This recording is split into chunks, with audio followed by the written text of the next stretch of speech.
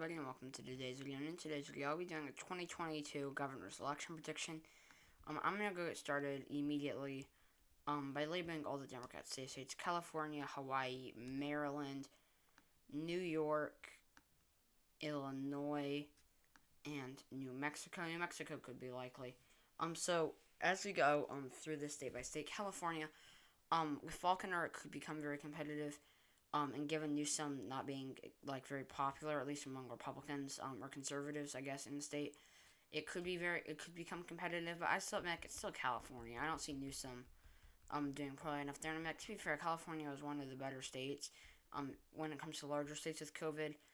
We saw both Florida and New York doing poorly at different times, but right now in California, I don't see Newsom being weak enough to be able to lose it, and especially to be able obviously to lose it. But I still see him carrying it by a likely or by a safe margin, maybe likely.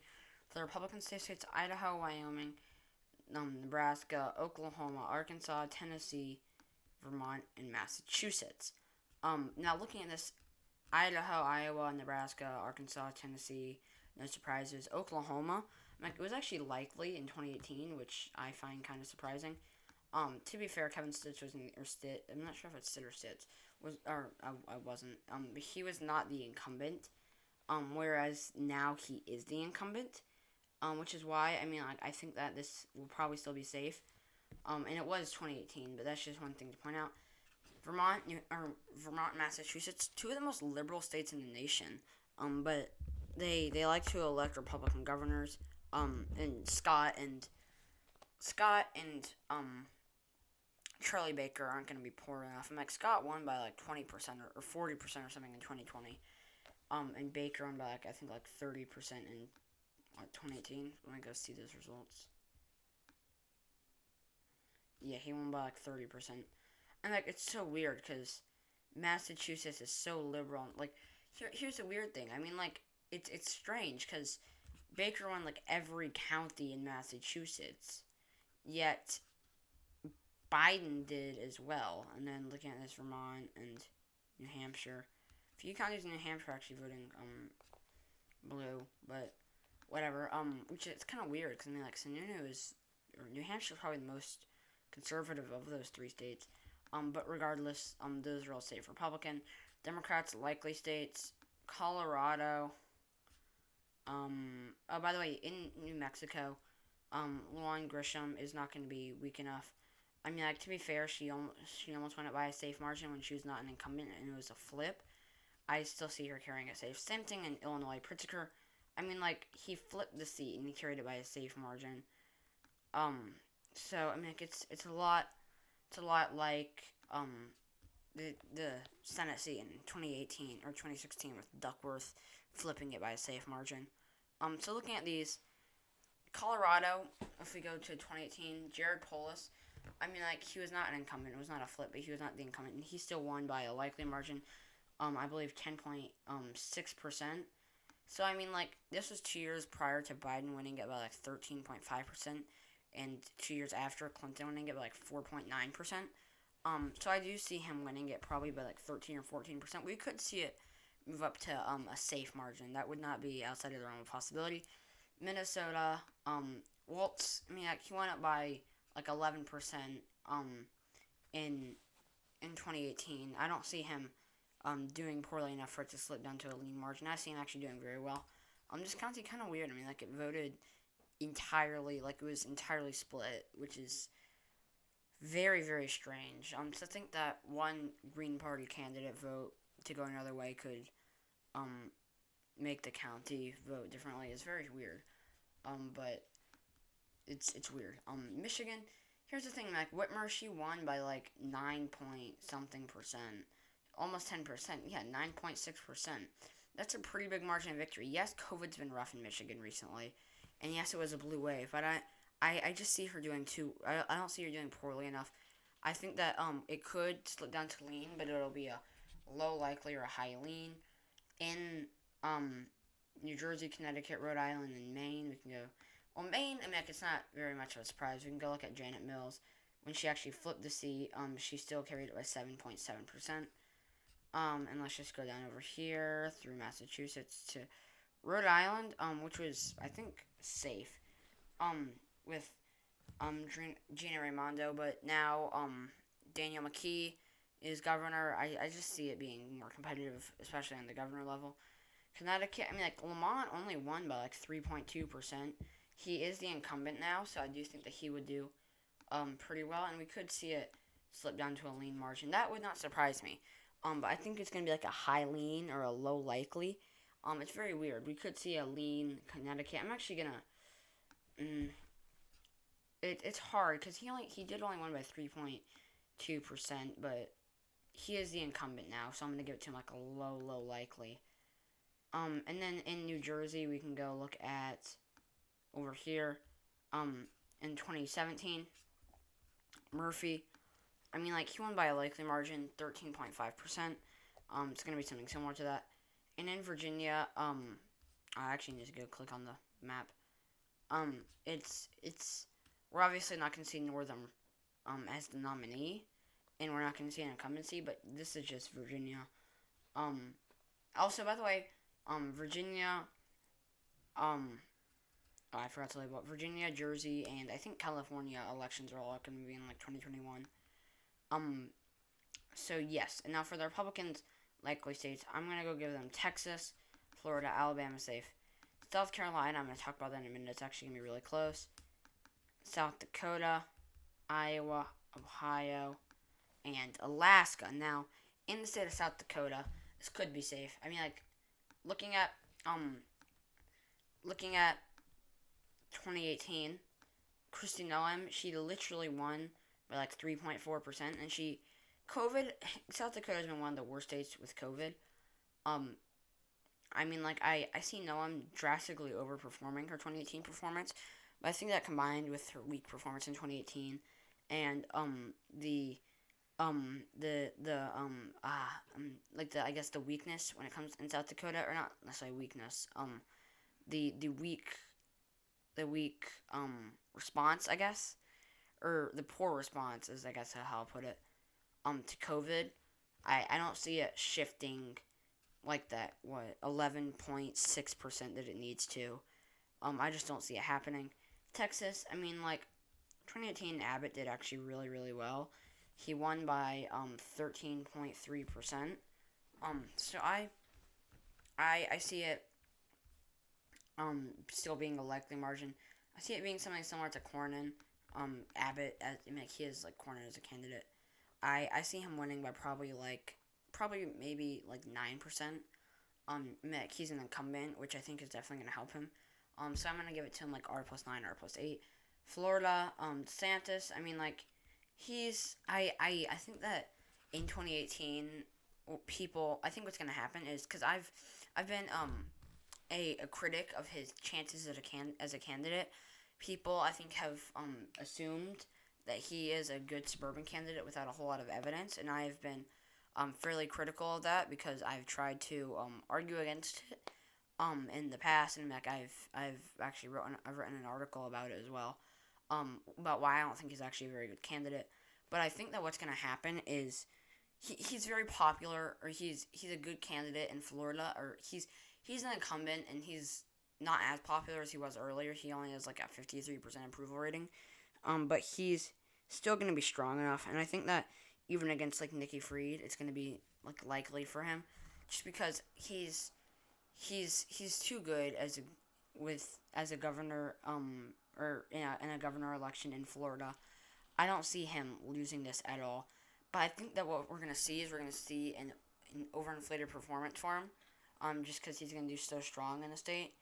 And then we're going to see people saying, you see, he was a good suburban candidate after his strong showing in the suburbs, which is not necessarily going to be true. I mean, like, I think that if, I think that Florida is definitely going to vote to the right of, or like they're going to overestimate DeSantis because they like him, and he's going to do significantly better in the suburbs than he would on the presidential level in Florida. But he's too strong as an incumbent governor in Florida. He's not as popular as he was once again, but he is still very popular, and I don't see him losing this race. In Alaska, I mean, like, looking at this, Dunleavy flipped it. He won it by, like, I think 7%, roughly. Yeah, oh, okay, it's no counting map. Okay, just do that. That sounds like fun. But I think that we're gonna likely see it be like R plus 9, in the state. And then in Iowa, Ohio, Kim Reynolds, as an incumbent, I mean, like, I actually did not know that she was an incumbent. That actually may change it. I thought this was an open race. So this may, change it. Actually, is the seat up? I'm actually not certain if the seat is up, if it's an open race. I'm not certain which races are open races. I know a few of them, but I'm actually not certain on a lot of these. So please comment down below if this is actually an open race. If it's an open race, I have it being Lenar. Considering the fact that Reynolds, I mean, like, she only won by 2.8% in a blue wave as an incumbent. I mean, like, 2.2%, yes, she's a Republican, it was a blue wave. But still, I mean, like, the 2.2% shift, actually, yeah, I'm going to say likely, just because the shift was a lot in a lot of states. Ohio, definitely. Looking at this, DeWine, I mean, like, looking at this margin of victory, 7% as a non-incumbent, against Cordray, I mean, like, it's pretty strong. I mean, like, he actually carried Montgomery County, which is, it's very, very surprising. I mean, like, he hardly did it, but it's a very surprising feat. It's very, very accomplishing. It's a very impressive feat that he was able to carry Montgomery County. So I do think that it's still gonna be likely. South Carolina, this race I actually think could get very competitive. I mean, like, looking at McMaster's, performance here, I mean, like, he won by 8%. Once again, I'm not certain if this is an open. This is not an open race. I don't think. I don't think Iowa was either. But looking at this, I mean, like, McMaster, he only won by 8%, and with Joe Cunningham potentially being the nominee, I think that this race could easily slip down to a lean margin. For the GOP, I'm just gonna still give it to them likely. Yes. Okay. Now for the Democrats' lean states. Oregon, Nevada, Pennsylvania, and New Hampshire. The Republicans will take for their lean states. Kansas, and that is it. So in Oregon, Kate Brown is not going to be the nominee. She won by like 6.4%. We're likely going to see it be like D plus 4.5. Without Kate Brown. We could see it be D plus 5. We could see it be somewhere around there. But I do think we're going to likely see it be a lean margin. In Nevada, looking at this, Sisolak, I mean, like, he won by, I think a lean margin. Yeah, he won by 4.1%. I mean, like, he had a decent showing, a washout, 2.3%. And in Clark County, he did really, really well. Also, Laxell, I mean, like, he is running in, 2020. I mean, like, I think he's already in, or 2022 for the Nevada Senate. Just a random side note there. I see it shifting a little bit to the left or to the right, just because, I mean, like, now we are going to see we're gonna see this election not be as big of a blue wave, and maybe even like a slight red wave, which is why I think it'll still be on the lean column. And in Pennsylvania, I mean, like, we're gonna see Tom Wolf retire. If it's a Wolf, I have it being like D plus 16 probably. I mean, looking at this, he won by 17.1%. I mean, he won Beaver County, he won Burke County or Berks, Chester County. He did very, very well. So I do see him being good if he were to be the nominee, but he is not. I believe he is term limited. So that's not really possible unless they change the state constitution or something. But I think that we're likely going to see a strong Democrat emerge. I mean, like, to be fair, I feel like we've put a lot of focus on the Senate race. I think that this is probably, I mean, like, the state is already a Democratic leaning state, so I do think it'll still probably be a lean state or a lean race. And New Hampshire, Sununu, I would normally say is going to win by like a likely margin or a safe margin. But he's not the nominee. I don't think. I think that he's gonna run, or I have in my predictions, I have him running for Senate. So it's either he's gonna run for Senate or he's not. I'm just gonna assume that he is gonna run for Senate. I'm gonna give this to the Democrats' lean. They don't have an incumbent. Red Eagle recently said that it's gonna be like 2R or something because the Republicans did very well in the state legislature or whatever. Like if you actually look at the state house, look at the results. Yes, the GOP gained significantly, but then you go look at 2018 where it was, and the Democrats gained significantly as well. And you go look before the GOP, I think had it. So it was typically a Republican leaning, I guess, state house, but then the Democrats did really really well, and then the GOP flipped it back. So it's not as if the GOP just did insane. It's not like that, and with no incumbents, it's a Democratic leaning state. I see it being lean D, and for the remaining states, I have them all being tilt D. Arizona, Georgia, Wisconsin. Um, Arizona, McDucey's not running. I think he's probably term limited. So in Arizona, I don't see the Arizona GOP running someone who's not Trumpist.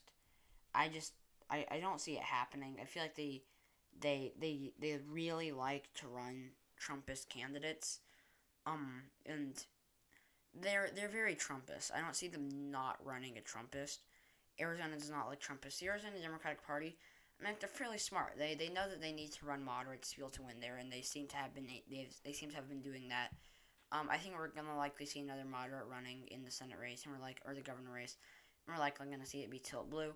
Georgia, we'd like to see Vernon Jones be the Democratic nominee, or the Republican nominee. Stacey Abrams be the Democratic nominee.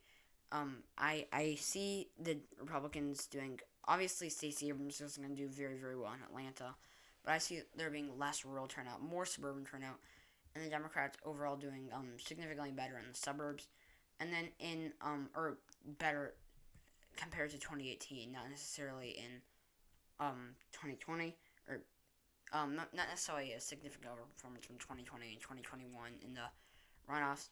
Why am I in Michigan? Wisconsin, right here. Okay, I was like, okay. No, but looking at this, Evers only won by 1.1%.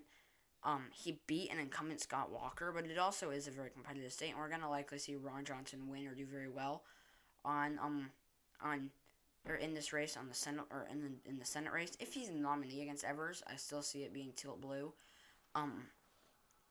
But given Evers' performance, I see it being like D plus 0.6. So yeah, thank you guys so much for watching this video. If you enjoyed it, please leave a like below. Stay tuned for my next video tomorrow. Subscribe to my channel if you haven't already, and I'll see you all tomorrow. Bye.